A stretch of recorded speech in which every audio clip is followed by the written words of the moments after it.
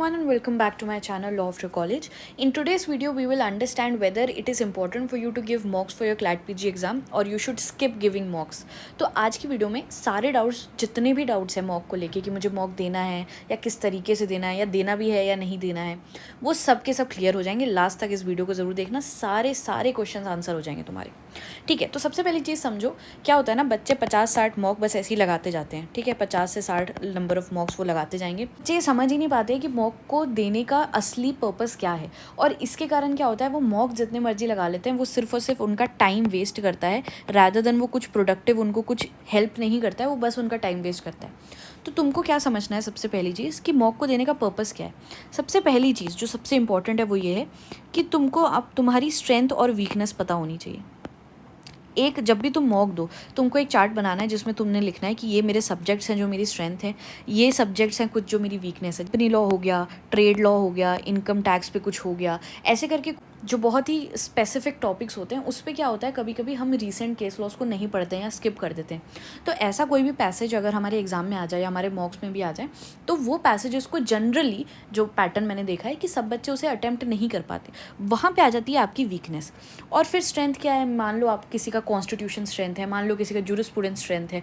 कुछ ऐसे सब्जेक्ट्स होते हैं जो आपने कॉलेज की जो अपनी 5 साल की पढ़ाई की है उसी में कुछ आपको पता होता है कि ये सब्जेक्ट में तो मेरा बहुत ही मतलब I am very good at this subject, और ये सब्जेक्ट का तो कुछ भी आ जाए आई कैन डू इट. ठीक है, तो ऐसे में क्या होता है, आपको पता होना चाहिए जब आप मॉक लगाओ कि आपकी स्ट्रेंथ क्या है, वीकनेस क्या है. ये कैसे पता चलती है, जब भी आप मॉक दो, मॉक देने के बाद आपको मॉक को क्या करना है, आपको मॉक को एनालाइज करना है.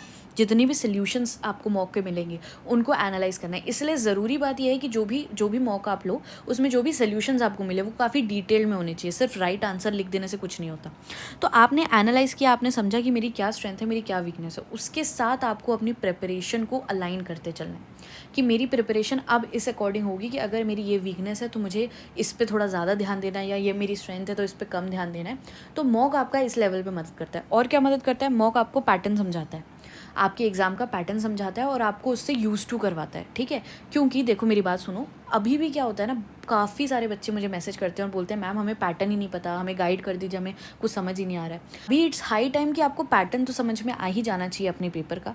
और पैटर्न आप कैसे समझोगे, वो ऐसे समझोगे कि जब आप मॉक लगाओगे, ठीक है, आपको पता पड़ेगा कि मेरा पेपर किस पैटर्न का आएगा, कैसे क्वेश्चन आएंगे. क्योंकि कभी कभी क्या होता है ना, आप दो चीज़ होती है, या तो आप पास्ट ईयर पेपर देख लो उसको लगा लो, या फिर आप मॉक लगा लो. जब आप ये करते हो ना तो आपको बहुत अच्छी तरह समझ में आता है कि पैटर्न क्या है, क्योंकि you are giving the test on your own. आप खुद जब मॉक दे रहे हो तो आपको खुद समझ में आएगा कि क्या पेपर पैटर्न है, क्या सब कुछ है, और उससे फिर आपकी प्रिपरेशन भी उसी तरीके से चलेगी. ठीक है, तो पैटर्न को समझाता है मॉक. उसके बाद क्या करता है, प्रैक्टिस करवाता है, कैसे आपको यूज टू करवाएगा. ठीक है, यूज टू होना ज़रूरी है. में बैठोगे 1 दिसंबर को आपका एग्ज़ाम है. 1 दिसंबर को जब आप एग्ज़ाम दोगे, हर बच्चा ये सोच के जाएगा कि मुझे बहुत अच्छे नंबर लाने. इस नंबर को आप कैसे ला सकते हो, जब आप बहुत अच्छी प्रैक्टिस कर चुके होगे. इतनी आप प्रैक्टिस कर चुके होगे कि उस दिन भी आपको ऐसा लगेगा कि मैं एक मॉक ही दे रहा हूँ रैदर देन एक फाइनल डे डी डे जैसा एग्ज़ाम दे रहा हूँ.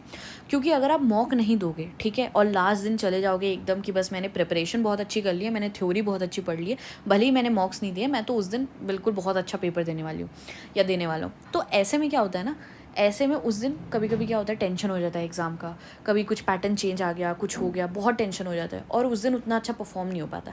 इसलिए स्टार्टिंग से प्रैक्टिस करते रहो ताकि उस दिन एकदम चिल होके जाओ और तुम्हें ऐसा लगे कि बिल्कुल ये तो एक दो प्रैक्टिस टेस्ट ही है, जैसा मैं घर पे देता था वैसे ही ये प्रैक्टिस टेस्ट है. ठीक है, उसके बाद क्या होता है, अब ये चीज़ बहुत ज़रूरी है, अपनी एक्सपेक्टेशंस को रियलिस्टिक रखो. ये नहीं सोच के जाना है कि मैं तो बिल्कुल 120 मार्क्स है अगर, तो मैं 120 में से 120 लाऊंगा. नहीं, ऐसा सोचोगे ना तो क्या होता है, देखो तुम अगर ला सकते हो तो बहुत अच्छी बात है, लेकिन मैं एक जनरल पर्सपेक्टिव से ये बात बता रही हूँ. तुमको क्या सोचना है, तुमको ये पता होना चाहिए कि मेरे को अगर LLM करना है तो उसके लिए मुझे अराउंड 65 मार्क्स लाने हैं, और अगर मुझे PSU में जाना है उसके लिए मुझे अराउंड 85 मार्क्स लाने हैं. तो इसके लिए मुझे क्या करना है, क्योंकि तुम्हारे एग्ज़ाम में क्या है, सबसे इंपॉर्टेंट चीज़ है कि तुम्हारे एग्ज़ाम में नेगेटिव मार्किंग है.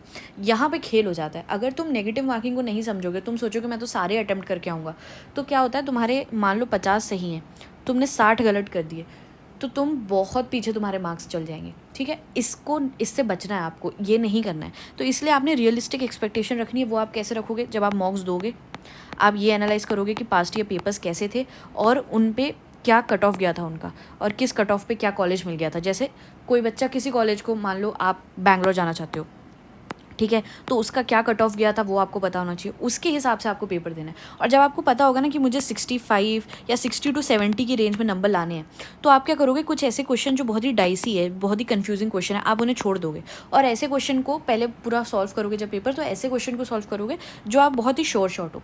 उसके बाद अगर आप इस रेंज तक आ रहे हो तो आपको डाइसी क्वेश्चन पे जाने की ज़रूरत ही नहीं है, ठीक है। नहीं जाओगे तो क्या होगा, बच जाओगे नेगेटिव मार्किंग से। हाँ, लेकिन इसका मतलब ये नहीं है कि बिल्कुल नेगेटिव मार्किंग से बच के चलना है। आपने इंटेलिजेंट गैसेस ज़रूर लगानी है, उससे भी मार्क्स बढ़ते हैं, ठीक है। लेकिन रियलिस्टिक एक्सपेक्टेशन सेट करो, मॉक दो और मॉक से समझो कि मेरे लिए क्या रियलिस्टिक एक्सपेक्टेशन है। मेरी इतनी पढ़ाई हो गई है, मुझे LLM करना है, तो क्या मुझे TR1 से करना है, क्या मुझे TR2 से करना है? अगर TR2 से करना है तो मुझे कितने नंबर लाने हैं, उसके लिए मुझे कैसे पढ़ना है? या TR1 से करना है या PSU निकालना है, तो उसके लिए मुझे कितने नंबर लाने हैं और मुझे कैसे पढ़ना है, ये सोच के चलो, ठीक है। तो इससे क्या होगा, बहुत आसानी से तुम अपनी प्रिपरेशन को केटर कर पाओगे और जो तुम्हारा गोल है उसके हिसाब से तुम्हारी प्रिपरेशन चलेगी। उसके बाद टाइम मैनेजमेंट। अब देखो, मॉक से क्या होता है, तुम टाइम मैनेजमेंट सीखते हो, क्योंकि तुम उस दिन गए, ठीक है, तुमने अभी तक कोई मॉक नहीं लगाया, तुमने कुछ प्रैक्टिस नहीं की है, तो तुम्हें कैसे पता चलेगा कि तुम कितने टाइम में, अगर 120 मिनट में 120 क्वेश्चन करने हैं तो तुम कर भी पा रहे हो कि नहीं, ये कैसे पता चलेगा? मान लो तुमने हैंडफुल ऑफ मॉक्स दिए, तुम्हें समझ में आया कि मेरे को टाइम जो है वो कम पड़ जा रहा है, तो तुम अपनी स्पीड बढ़ाओगे, उसके बाद प्रैक्टिस करोगे और फिर जाके कुछ बाद के मॉक्स में तुम अपना टाइम करेक्ट कर पाओगे और फिर फाइनली जब तुम्हारा एग्जाम होगा तो तुम 120 मिनट में अच्छी तरह पेपर को कर पाओगे। तो टाइम मैनेजमेंट को समझने के लिए भी मॉक देना बहुत ज़्यादा ज़रूरी है। और उसके बाद मैंने आपको बता ही दिया कि नेगेटिव मार्किंग होती है। मॉक दोगे तो इस नेगेटिव मार्किंग से फ्रेंडली हो पाओगे, इस नेगेटिव मार्किंग को समझ पाओगे कि इसके साथ मुझे कैसे खेलना है। नेगेटिव मार्किंग तुम्हारे साथ ना खेल जाए, ऐसा मत करना, इसके साथ तुम्हें कैसे खेलना है ये तुम्हें समझना पड़ेगा, और उसी से क्या होगा ना, उसी से तुम अच्छे मार्क्स ला पाओगे। पर हर बच्चे का अपना अपना पर्सपेक्टिव होता है। कुछ बच्चों को लगता है कि नेगेटिव मार्किंग सही है, बहुत ज़्यादा हाइक नहीं होगा मार्क्स में, कोई तुक्के से किसी के नंबर सही नहीं हो रहे हैं, बिल्कुल इंटेलिजेंट गैसेस मारनी पड़ेगी तो बहुत सही है नेगेटिव मार्किंग। और कुछ लोग को लगता है कि यार नहीं, नेगेटिव मार्किंग होनी चाहिए, थोड़ा बहुत मैं इधर उधर तुक्के भी मार दूँ तो भी सही हो जाए, कुछ ऑप्शन मिल जाए यहाँ पे तो मेरे मार्क्स कट जाएंगे। तो सबके अपने अपने पर्सपेक्टिव है, लेकिन आपको बस इतना याद रखना है कि मॉक दोगे, प्रैक्टिस होगी, तुम्हें ये समझ में आएगा कि नेगेटिव मार्किंग से कैसे बचना है, और इससे बचोगे तभी तुम्हारे नंबर सही होंगे। क्योंकि पता है क्या होता है, तुम्हारे मान लो नंबर आ रहे हैं 70 मार्क्स आ रहे हैं तुम्हारे, ठीक है, लेकिन तुम इतने ज़्यादा गलत करे आए कि तुम्हारे नंबर 50 आ गए और वहाँ तुम्हें NLU नहीं मिला, या मिला भी तो TR3 का मिला, तो उस टाइम पे बहुत बुरा लगेगा। जब अपने मार्क्स चेक करोगे और देखोगे ना कि 70 यार आ गए थे लेकिन नेगेटिव मार्किंग कर दी, उसमें कम हो गया, बहुत बुरा लगेगा उस टाइम पे। तो इसलिए नेगेटिव मार्किंग से बच के चलो। उसके बाद अब यहाँ पे बात आती है कि तुम्हें, जब तुमने मॉक चूज़ करने हैं या तुम्हें मॉक देने हैं, तो तुमने क्वालिटी को चेक करना है या फिर क्वांटिटी को चेक करना है। 50-60 मॉक देने की बिल्कुल ज़रूरत नहीं है, ट्रस्ट में, बिल्कुल ज़रूरत नहीं है। उतने मॉक्स दो, उतने, अभी तो देखो जुलाई ख़त्म होने को आ गया, ठीक है, तो अब तुम्हारे पास ज़्यादा टाइम भी नहीं बचा है। उतने मॉक्स दो जितनों को तुम एनालाइज कर सको। एनालाइज नहीं करोगे, ठीक है, तुम मॉक दे के भी तुम बहुत सारी चीज़ें सीख सकते हो। तुमने क्या किया, तुमने मॉक दिया, उसके बाद जब तुम एनालाइज कर रहे हो तो तुमको 12 पैसेजेस है, ठीक है, मान लो ऐसा पैटर्न है जिसमें 12 पैसेजेस है और हर पैसेज के 10 क्वेश्चन है। तुम्हारे पास 12 पैसेजेस है, 12 रीसेंट करंट केस लॉस के ऊपर तुमको कंटेंट मिलेगा, उससे रिलेटेड क्वेश्चंस मिलेंगे। तो ऐसे ही करके तुम अगर 20 मॉक्स भी दे रहे हो, ठीक है, तुम अगर 20 मॉक्स दे रहे हो तो तुम्हारे पास कितने आ गए, 240 क्वेश्चन आ गए तुम्हारे पास, 240 पैसेजेस आ गए तुम्हारे पास। 240 पैसेजेस के अपने अपने क्वेश्चंस हैं, ठीक है, तो कहीं ना कहीं तुम्हारे पास 2500 क्वेश्चंस आ गए। इतने क्वेश्चंस को भी प्रैक्टिस कर लिया ना, इतने पैसेजेस को भी अच्छी तरह समझ लिया, बहुत है ये करना, ठीक है। तो कहीं ना कहीं तुम ये समझो कि, तो अगर तुम 20 से 30 मार्क्स भी दे रहे हो, ठीक है, बिल्कुल सही है। क्योंकि कभी कभी क्या होता है ना, बच्चे ये करते हैं कि अगर मॉक आ रहा है आज तो मैं तो मॉक दूंगा ही, ठीक है, मॉक दूंगा, मैं 2 घंटे अपने बर्बाद कर दूंगा, लेकिन मुझे तो मॉक देना, उसके बाद भले मैं एनालाइज करूँ नहीं करूँ, नहीं, ऐसा मत करो प्लीज़, उन 2 घंटे में पढ़ाई कर लो अपनी। तो 20 से 30 मॉक्स दे दो, आज से हर वीकेंड पे एक मॉक लगा लो, इतना भी कर लोगे ना तो भी काफ़ी है। बस उसे एनालाइज ज़रूर करो, उससे अपनी स्ट्रेंथ और वीकनेस को समझो और क्वालिटी पे फोकस करो। कभी कभी क्या होता है, जब मैंने भी अपना क्लैट दिया था, मुझे भी बहुत अच्छी मॉक टेस्ट सीरीज़ को मैं खोज रही थी कि मुझे मिल जाए, लेकिन मैंने क्या पाया, मैंने ये पाया या तो कुछ मॉक्स ऐसे हैं जो बहुत ही ज़्यादा नंबर ऑफ वो मॉक मिल जा रहे हैं, या फिर कुछ मॉक्स ऐसे हैं जिनमें रैंडमली कहीं का भी पैसेज उठा के दे रहे हैं, कहीं का 2015 का कुछ भी पैसेज दे देंगे और वो करंट अफेयर से कोई मतलब नहीं है, वो कहीं से कहीं तक आएगा नहीं आपके पेपर में। उससे क्या होता है ना, जब तुम मॉक देते हो तुम डिप्रेस हो जाते हो, तुम्हें लगता है यार मैं तो अपनी प्रिपरेशन अच्छी कर रहा हूँ, ऐसे मॉक्स आ जाएंगे तो ऐसे पैसेज आएंगे तो मैं क्या करूँ, तुम अपनी प्रिपरेशन को फिर अलग दिशा में मोड़ लेते हो। तुम क्या करते हो, तुम पैसेजेस, तुम सोचते हो यार ऐसा पैसेज आ गया तो मैं और ज़्यादा पढ़ लेता हूँ, मैंने अगर एक गेस करके मैंने 100-200 पैसेजेस निकाले, नहीं ये तो सही नहीं है, मैं और ज़्यादा कर लेता हूँ, मैं 1000 पैसेजेस कर लेता हूँ, मैं हर चीज़ समझ लेता हूँ, लाइव लॉ भी पढ़ लेता हूँ, मैं बार एंड बैच भी पढ़ लेता हूँ, सब पढ़ लेता हूँ ताकि कुछ मिस ना हो जाए। और उसमें क्या होता है ना, खेल हो जाता है, बिल्कुल तुम साइडलाइन हो जाते हो अपनी प्रिपरेशन में, और जहाँ जहाँ तुम्हारी अच्छी प्रिपरेशन चल रही होती है वो ख़राब हो जाती है। तो मॉक ऐसे लो, ऐसे चूज़ करके लो जो उन्हीं सब्जेक्ट्स पे आए जो तुम्हारा कंसोर्शियम पूछने वाला है, उन्हीं पैसेजेस, उन्हीं स्टैंडर्ड पे आए जिस तरह से तुम्हारा कंसोर्शियम तुम्हारा पेपर लेता है। इसलिए क्वालिटी चेक करना बहुत ज़्यादा ज़रूरी है जब तुम मॉक ले रहे हो। अब तुमको मेरे चैनल पे क्या मिल जाएगा, मेरे चैनल पे तुमको 20 मॉक्स मिलेंगे प्लस 5 पास्ट ईयर पेपर्स मिलेंगे सॉल्व, ठीक है। ये मॉक्स पीडीएफ फॉर्मेट में हो गए, काफ़ी जगह आप मॉक लोगे आपको पीडीएफ फॉर्मेट में नहीं मिलेगा, ऑनलाइन मॉक्स होंगे, लेकिन हमारा पेपर क्या है, हमारा पेपर ऑफलाइन है, तो ऑफलाइन पेपर के लिए हमको पीडीएफ मॉक चाहिए। साथ में आपको डिटेल्ड सोल्यूशन मिलेंगे, एक ओएमआर शीट भी मिलेगी। एवरी सैटरडे आपको मॉक डिलीवर हो जाएगा, ठीक है, आपके मेल पे मॉक आ जाएगा एवरी सैटरडे। और आप क्या करोगे, उसके साथ आपको डिटेल सोल्यूशन मिलेंगे, ओएमआर शीट मिलेगी। आप चाहो तो इसे प्रिंट करा सकते हो, ठीक है। प्रिंट नहीं भी कराओ तो अपने लैपटॉप में, जैसे तुमने एक पेपर को खोल लिया, उसके बाद ओएमआर को तो प्रिंट करा ही लो, ओएमआर प्रिंट करवा के ही रख लो, ठीक है, 20-25 ओएमआर प्रिंट करा के रख लो।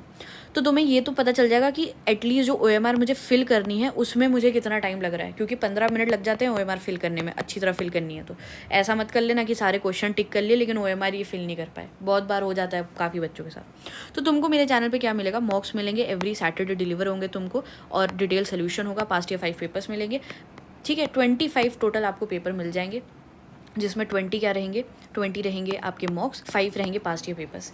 ये आपके लिए मोर देन सफिशिएंट है। जितने भी सब्सक्राइबर्स हैं वो ऑलरेडी ये जानते होंगे, और अगर आप मेरे चैनल पे नए भी हैं तो आप मेरे चैनल को देख लीजिए, सिर्फ और सिर्फ आपको क्वालिटी कंटेंट मिलेगा। 15 से 20 मिनट की वीडियोस मैं बनाती हूँ ताकि आपका टाइम वेस्ट ना हो और कम से कम टाइम में आपको यूज़फुल इन्फॉर्मेशन मिल पाए।